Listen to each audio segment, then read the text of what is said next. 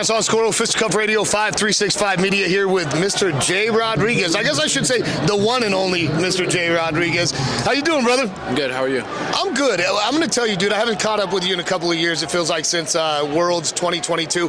Brother, it's so crazy to sit here and look at you, and you're not like a young man anymore. You're like a grown-up. I'm like, what the hell happened, Jay? Where'd you go? Talk to me a little bit about your journey, because I think when you came up, it was like explosive. It was exciting. The crazy part is I don't think the gas has been let off at all. Yeah. The only thing that's really slowed me down is I had an injury, had surgery. I was off for off the mats for a couple months right after ADCC Worlds.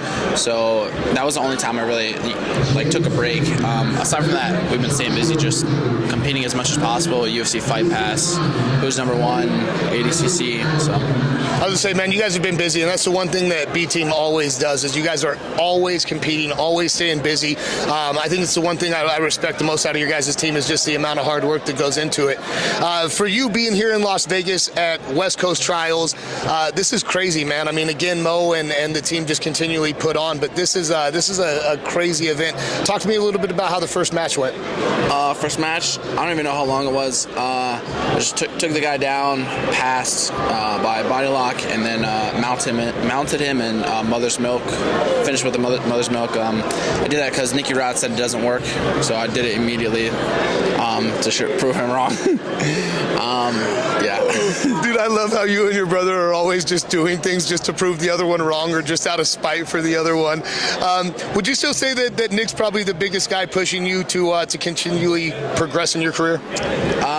Nicky Rod for sure, but it's the fact that I have a whole team, like all the guys behind us.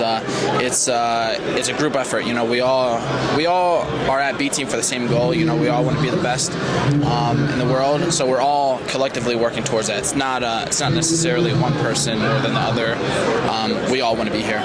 Well, and that's one thing too, is this team continually gets bigger and better. I mean, you guys added Heisam last year or 2 years ago, but I mean, even from there, it's like the guys that we don't know about, the guys that are competing today, I always look for B Team and I'm like, oh crud, who's out there? Because it's just going to be an exciting match. I mean, that's the one thing you guys do is continually bring it. What do you give credit to continually building the gym the way that you guys have? I mean, I guess YouTube is a big thing because a lot of people are timid and they're like, oh well, I don't want to move and train with these guys, and you know, them maybe not like me, or maybe they don't feel like they'll fit in.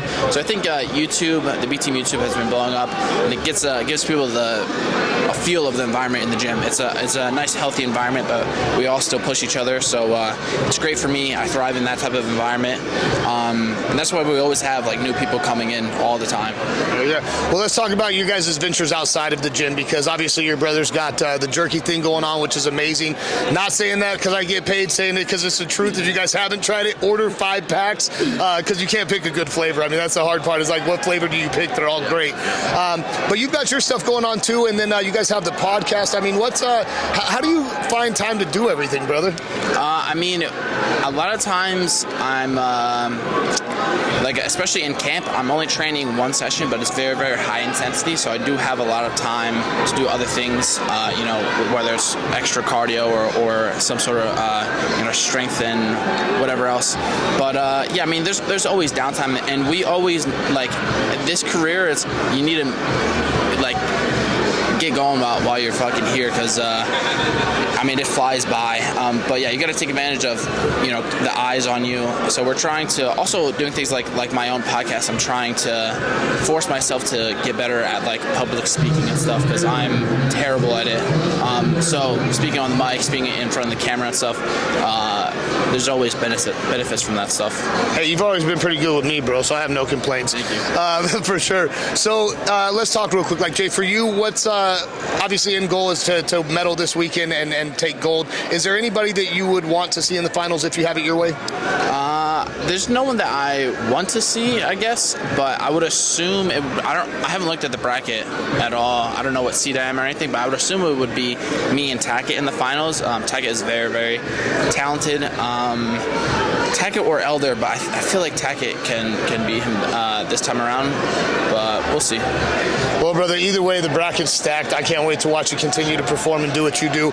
Before I let you go, tell everybody where they can follow you on Instagram and anything you want to tell the world, man. Yeah. All right. So my Instagram handle is JRod2.0. We have the Simple Man podcast. We have the Doghouse podcast. The Doghouse is much better. What else? Level Black, my main sponsor. They're the reason why I can eat my food every single day. I love them dearly. They're very, very. They treat their athletes very well, so it's good. What else? I think that's all. It's time to have a good weekend, though. It's time to have a great weekend. Anton Scoro, Fisticuff Radio 5365 with Mr. J-Rod.